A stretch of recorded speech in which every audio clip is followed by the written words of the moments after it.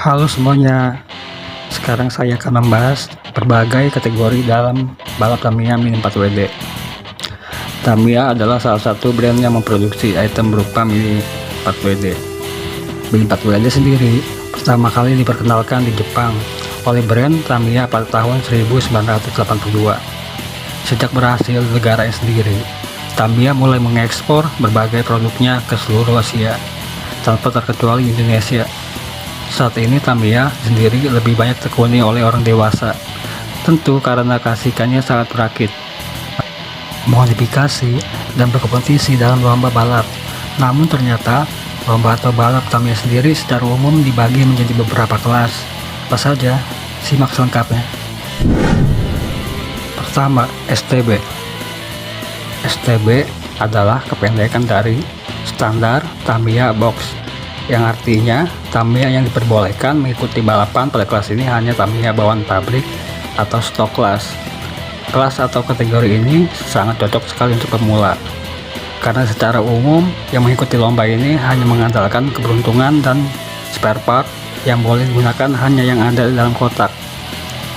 Secara mesin atau motor 4WD jelas tidak boleh diubah-ubah atau diganti.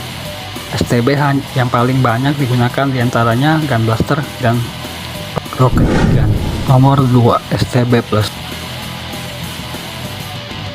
Dari STB biasa, sekarang kita beralih ke STB Plus, atau yang sering disebut juga STBC, Standar Tamiya Crossbox.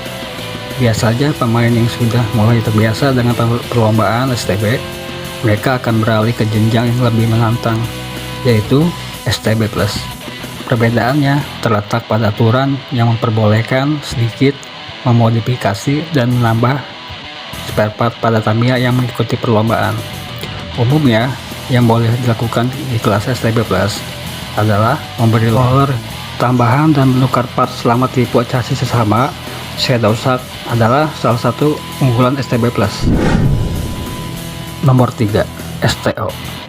STO mempunyai kepanjangan standar Tamiya original, atau jika STB dan STB Plus dikhususkan untuk pemula, maka STO adalah kelas balap yang hanya bisa diikuti dengan memodifikasi sedemikian rupa, namun hanya diperbolehkan menggunakan spare part Tamiya original. Dalam perlombaan ini, sirkuit yang digunakan cenderung tidak bisa dan berbelok-belok, sehingga Tamiya yang dibalapan harus terlebih dahulu melalui beberapa modifikasi. Salah satu faktor modifikasi yang menjadi penentu kemenangan adalah chassisnya. Umumnya chassis yang digunakan adalah FMA chassis yang bentuknya seperti sirip, atau SM chassis yang standar. Nomor 4, Slope. Slope adalah kelas balap yang cukup ekstrim, karena 4WD yang bisa mengikuti kelas lomba ini hanya yang telah melalui pengujian atau setidaknya sudah terlatih tahan banting. Alasannya, sirkuit yang digunakan untuk lomba yang satu ini akan penuh dengan lompatan, turunan yang dapat memberikan percepatan, dan tanjakan yang memutar, sehingga para pemain biasanya melakukan modifikasi yang penuh perhitungan pada Tamiyanya. Misalnya, memperhitungkan bagian mana yang diberikan beban tambahan dan bagian mana yang diganti agar lebih ringan. Biasanya tidak ada aturan khusus jika spare part yang digunakan harus original brand Tamiya. Nomor 5, Tune Class.